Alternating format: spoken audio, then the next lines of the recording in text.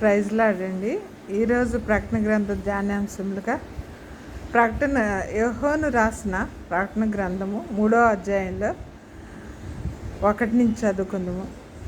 సార్దీస్లో ఉన్న సంఘపు దూతకు ఇలాగ రాయము: 7 నక్షత్రములను దేవుడు 7 ఆత్మలు గలవాడు చెప్పు సంగతులు ఏమనగా, నీ క్రియలను నేను ఎరుగుదును. ఏమనగా, జీవించుచున్నావన్న పేరు మాత్రం ఉంది, కానీ నువ్వు మృతుడవే. నీ క్రియలు నా దేవుని ఎదుట సంపూర్ణమైనవిగా నాకు కనపడలేదు గనక జాగరూకుడవై సావనైన మిగిలిన వాటిని బలపరచుము. నువ్వు ఎలాగ ఉపదేశం పొందితివో, ఎలాగ వింటివో జ్ఞాపకం చేసుకుని దాన్ని గైకొనుచు మారు మనసు పొందుము. నువ్వు జాగరూకుడు అయి ఉండని ఎళ్ళ నేను దొంగ వలె వచ్చేదను. ఏ గడియలో నీ మీదకు వచ్చేదనో నీకు తెలియదు. అయితే తమ వస్త్రములు అపవిత్రపరచుకొని కొందరు సార్దీస్లో నీ యొద్ద ఉన్నారు. వారు అర్హులు కనుక తెల్లని వస్త్రములు ధరించుకొని నాతో కూడా సంచరించెదరు.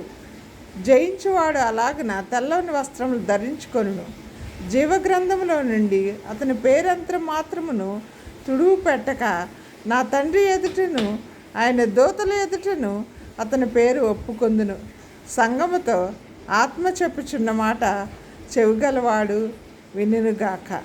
అంటే అండి, దీంట్లో సార్దీస్ సంఘం గురించి దేవుడు ఏం చెప్పాడంటే, 7 నక్షత్రములు 7 దేవుని 7 ఆత్మ గలవాడు చెప్పు సంగతులు అనగా, దేవుడు 7 నక్షత్రములు 7 ఆత్మలను కలిగి ఉన్నారు. ఆయన ఏం చెప్తున్నారంటే, నీ క్రియలు నేను ఎరుగుదును. ఏమనగా, జీవించుచున్న పేరు మాత్రం ఉంది, కానీ నువ్వు మృతుడివే. అంటే పేరుకి జీవిస్తున్నావు, కానీ నువ్వు మృతుడిగానే ఉన్నావు. పేరుకి మాత్రమే నువ్వు జీవిస్తున్నావు అంటున్నాడు. నీ క్రియలు నా దేవుని ఎదుట సంపూర్ణమైనగా నాకు కనపడలేదు. నీ కనుక జాగరూకుడవై సావనైన మిగిలిన వాటిని బలపరచుము. నీ క్రియలు దేవుని ఎదుట సంపూర్తిగా లేవు కనుక నువ్వు అంటే శ్రద్ధ కలిగి సావనైన మిగిలిన వాటిని బలపరచమంటున్నాడు. నువ్వు ఎలాగ ఉపదేశం పొందితివో, ఎలాగ వింటివో జ్ఞాపకం చేసుకుని దానిని గైకొంచు మారు మనసు పొందుము. నీవు జాగరూకుడివై ఉండని ఎట్లా నేను దొంగ వలె వచ్చేదను.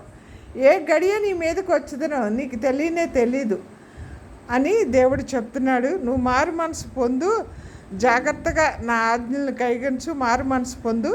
లేకపోతే నేను దొంగ వల్ల ఏ గడియలో నీ మీదకి వచ్చేదనో నీకు తెలియదు అంటున్నారు.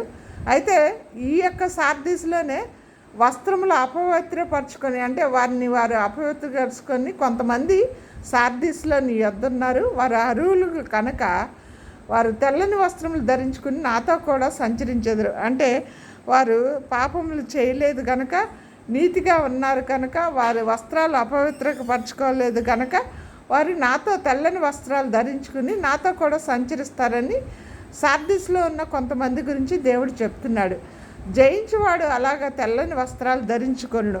అంటే ఈ యొక్క పాపాలు జయించిన వాడు దేవునితో పాటు తెల్లని వస్త్రాలు ధరించుకుంటారు. జీవగ్రంథంలో నుండి అతని పేరంతా మాత్రం తుడువు పెట్టక నా తండ్రి ఎదుటను ఆయన దూతల ఎదుటను అతని పేరు ఒప్పుకొందును. అలా తెల్లని వస్త్రాలు ధరించుకునేవారు అపవిత్రపరచుకొని వారి గురించి నా తండ్రి ఎదుట నా దూతల ఎదుట వారి గురించి వారి పేరుని ఒప్పుకుందునని దేవుడు చెప్తున్నాడు. సంఘములతో ఆత్మ చెప్పుచున్న మాట చెవుగలవాడు వినుగాక. అంటే సార్దీస్ సంఘానికి ఆత్మ ఏం చెప్తుందో చెవుగలవాడు వినుగాక అని దేవుడు చెప్తున్నాడు. అంటే నేను బేరీజ్ వేయగా నీ క్రియలు బాగలేదు కనుక జాగరూకుడిపై మారు మనసు పొందు, శ్రద్ధగా వినమని అంటున్నారు. కానీ అదే సంఘంలో కొంతమంది అపవిత్రపరచుకొని వారు కొంతమంది ఉన్నారు.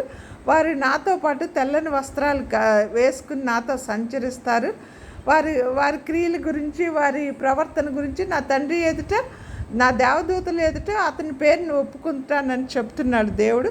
కనుక సార్దీస్ సంఘానికి మారు మనసు పొందు, నీ క్రియలు సంపూర్ణమైనగా లేవు నా తండ్రి ఎదుట కనుక నువ్వు నీ క్రియలను దిద్దుకోమని సార్దీస్ సంఘానికి దేవుడు చెప్తున్నాడు. ఆత్మ చెప్పుచున్న మాట చెవుగలవాడు వినును గాక. ఎవరైతే వింటారో వారు ధన్యులు.